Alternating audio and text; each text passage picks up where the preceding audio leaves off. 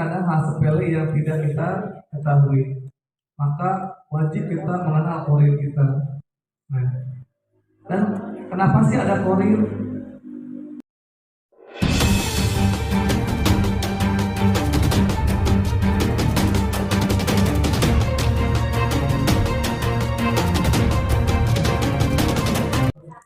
Lapisan tubuh jasmani, yang kedua lapisan tubuh rohani. Lapisan tubuh jasmani kita berlapis-lapis lagi dari mulai darah, tulang, syaraf, gitu ya, jantung, lambung, terus dan yang lain-lainnya.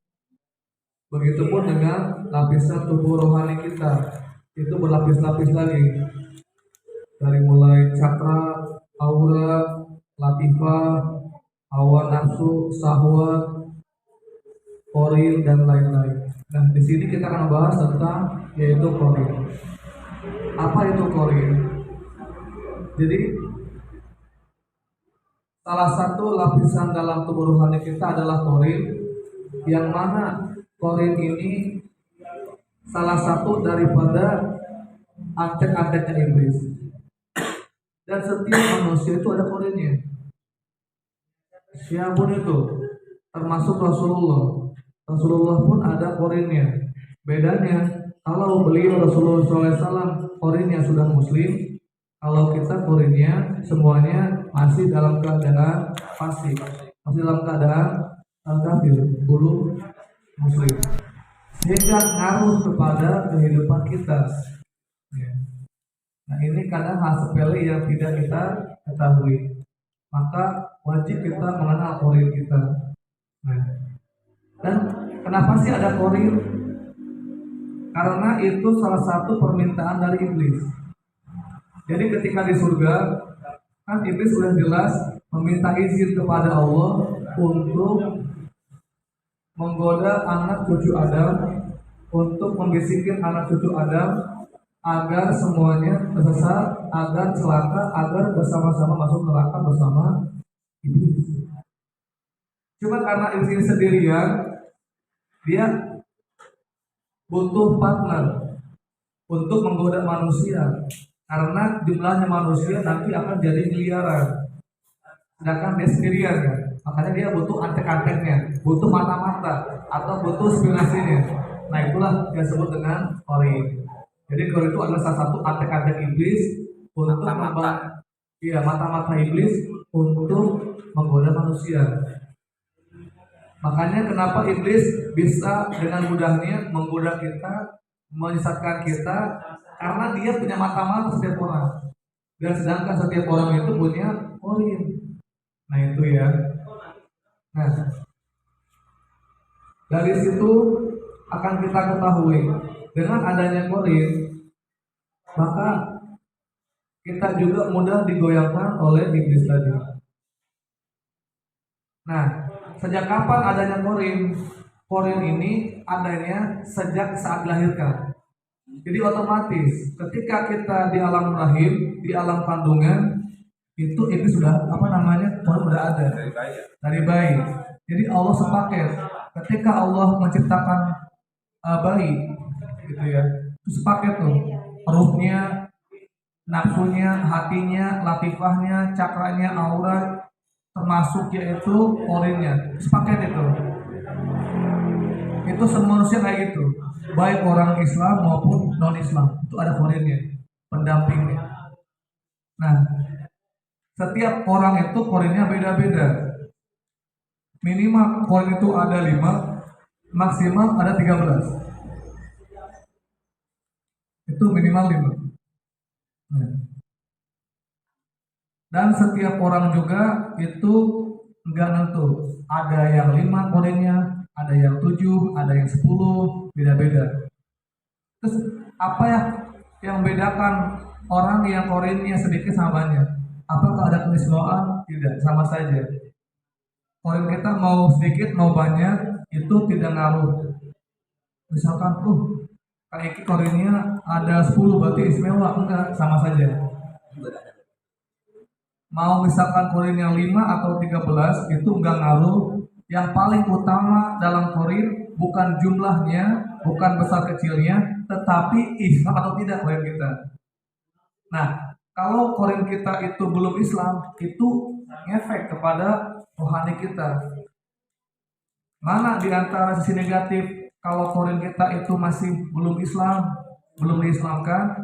Yang pertama, sisi negatifnya adalah yaitu mudahnya bisikan masuk. Tuh, karena kan si korin ini laporan kepada iblis. Iblis, bos. Ini si ini hobinya ini, bos. Kayak gitu. Nah, bisikinnya gampang. Yang kedua, negatifnya kalau kita masih ada korin yang belum Islam, nah nanti si korin ini akan mengajak kita itu ya supaya malas ibadah dan lain-lain, itu korin. Tapi kalau misalkan korin kita udah muslim, nanti dia sama kita malah ikut-ikutan ibadah. Nah, jadi kalau korin kita nggak ada, ya kita pun mati karena sepaket ya, korin, ruh, semua sepaket itu. Kalau bahasa kita, kalau orang Jawa menyebutnya korin ini sedul papat lima pancel. Itu yang disebut istilah sedul papat lima pancel. Bisa diusir. Itu nggak bisa, dia harus paket. Jin korin beda dengan jin yang lain. Walaupun dia bangsa jin, tapi nggak sama dengan jin-jin yang lain. Dia nggak sama dengan jin hodam. Dia nggak sama dengan jin yang dikirim. Kembaran kita bagaimana? Iya. Jadi kalau korin ini walaupun dia jin, tapi dia adalah kembaran kita, bahkan dia adalah sedulur kita, adik-adik kita. Makanya disebutnya juga sedulur. Tempat yang pancel, kayak gitu. Itulah disebut dengan jin korin, kayak gitu. Ibaratnya nih, kalau misalkan Pak Untung dasar ini nih, yang sekarang itu kakak pertama. Nah, kalau korin itu adik kedua, adik ketiga, adik keempat, kembaran kita, kayak gitu kalau korin. Nah, karena dia kembaran kita dan dia saudara kita, maka dia pun tahu gerak-gerik kita. Dia tahu tentang langkah kita. Makanya kita di saat mau mengetahui, mendeteksi seseorang lewat mediumisasi, tidak usah panggil ruhnya, tinggal panggil aja korinnya.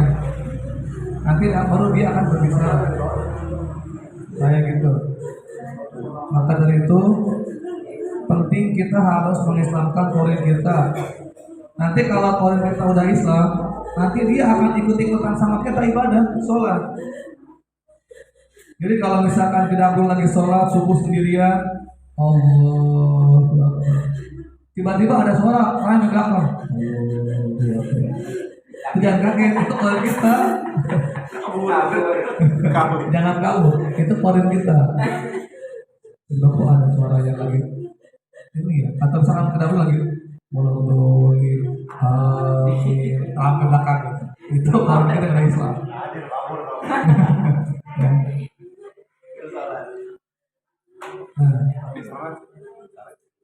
Dan korin rata-rata kebanyakannya 5, maksimal itu 13 ya. Tapi kebanyakannya 5 atau enggak 6 dulu, jarang-jarang yang 13. Kebanyakannya 5 atau 7, 5, 6, pokoknya kisaran itu lah. Nah terus itu apa sih fungsi korin? Dia ada punya fungsi juga.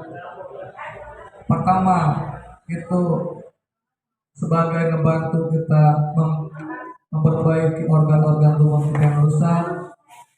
Contoh nih, emang sisi negatifnya, sisi buruknya dia itu akan membuat kita gampang dengan bisikan-bisikan, membuat kita lemah, membuat kita itu gampang menyerah, membuat kita gampang berkeluh kesah, itu jin korin. Ini sisi manfaatnya, yaitu yang memperbaiki sel-sel organ tubuh kita yang rusak. Misalkan tambah ini terkena ini ya pisau gitu, tergores, kan kalau secara biologisnya karena itu adanya daya tahan tubuh, karena metabolisme tubuh, dia langsung kering lagi. Nah kalau secara rohaninya karena Korin itu yang memproyeki sel-sel yang kita yang udah rusak. Nah itu secara rohani itu di atas fungsi dia. Tapi yang fungsi yang paling utama sebagai mata-mata iblis. Dia sebagai anak-anak iblis untuk mengajak manusia sama-sama ke neraka kayak gitu. Makanya kita Islamkan Korin kita sebelum dia apa namanya pergi, sebelum dia menggoda kita. Nah itu kalau misalkan kita meninggal kan kalau udah sepak ikut dengan ruh. Nah ini kira-kira kalau koin sama-sama ikut ke alam kubur enggak. Kalau koin tuh enggak, dia walaupun jasad kita udah meninggal, ruh kita udah ke alam alam kubur, udah ke alam sana gitu ya. Atau kalau misalkan selamat ke alam iliyin, kalau ruh kita celaka ke sijin kayak gitu. Jadi nanti walaupun ruh kita udah pergi, udah ke alam barzah, tapi kalau koin masih di dunia dia. Nah, kalau misalkan gak diislamkan, dia yang kadang-kadang suka gentayangan. Nah, ya. Pokoknya koin itu adalah kembaran kita. Jadi kalau ada orang yang gentayangan itu bukan ruhnya, si koinnya. Tapi yang suka nempel ke karena orang tuanya gitu kan. Ini saya hidup itu koinnya. Nah, kalau koinnya gak diislamkan, dia itu yang gampang mengelabui kita, yang gampang yaitu menipu kita. Ini aing bah dia gitu. Ini saya ini. Nanti dia ngelakuin itu korinnya. Itu jin, ya, jin korin kita.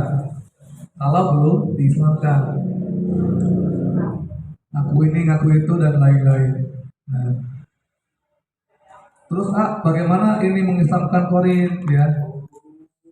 Sebetulnya sama dengan yang lainnya. Namun karena ini udah waktu ya, kita jangan terlalu malam.